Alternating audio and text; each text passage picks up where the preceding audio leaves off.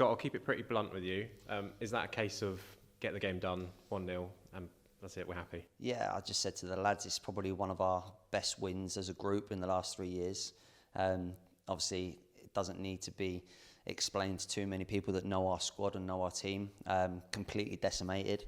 Their manager was right in saying that I think they were the better team on Saturday. They've played their part in what I would say was a really sort of like to-ing and throwing cup tie. It was erratic, it was chaotic. It could have gone either way. They'll feel hard done by.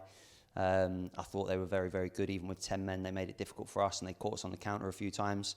But yeah, listen, for us, in terms of the people that we're missing, I'm glad we haven't had to make excuses for the result tonight. If we'd have lost and said that we're missing a load of players, I think it's quite obvious. I think there's 6 players that would probably start. So it's not a true reflection of us as a team, but it's a true reflection of us as a squad tonight, because the lads that have come in and played their part and taken the shirts, I thought were very, very good. And I'm just delighted to get through.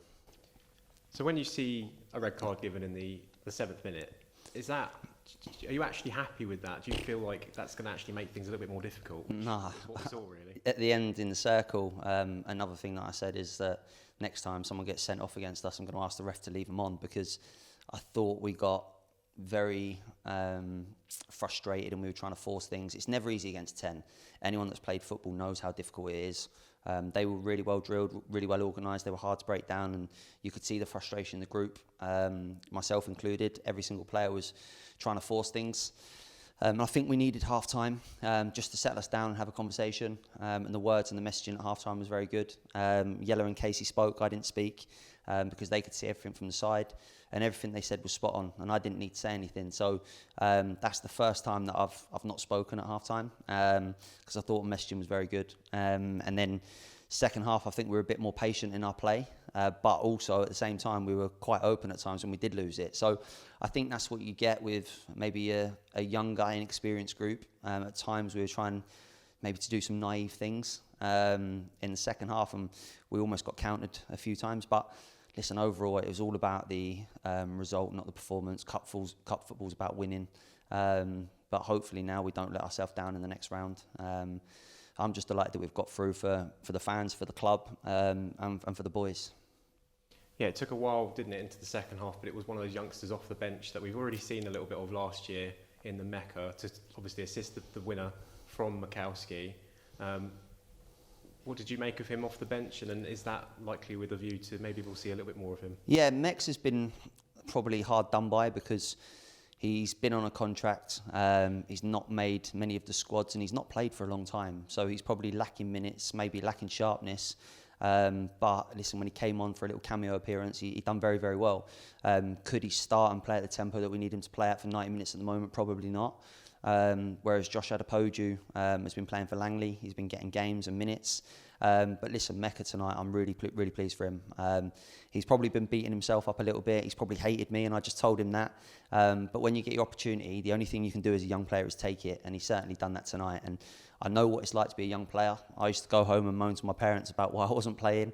But you've got to get people in front of you out of the way. And some of the younger lads at the moment are doing very well. And they're doing that. You can see Brian's performance. I thought it was excellent. Yet again, Josh Adepoju, rightly so, I think got man of the match. He looked so sharp. And he was probably just lacking that final pass or goal. But listen, we've got some really good young players that are coming through.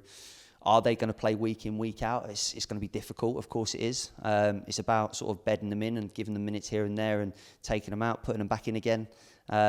But when we've got an injury crisis like we have, that's where opportunity arises. And if you either take it, you either sink or swim. And tonight and on Saturday, I thought they've swum pretty well. So it's been a really difficult cup tie. Away to Welling was never going to be easy. I was panicking, but I couldn't kind of let on that I was panicking because I knew that it was going to be tough. They've got a really good group of players. They've got an experienced management team in terms of being in football for a long time. I know Lee's new to it, but I think they've got a much better team there than what their league position suggests. And listen, they're rightly going to climb that league, I think, with what they've got in the building. So listen, it was a tough tie, and I'm just delighted that we've got through. It's almost a banana skin in many ways. I think it's an even bigger banana skin with what we've had to face with the sort of circumstances of injuries and things like that. So no, just over the moon to have qualified for the next round.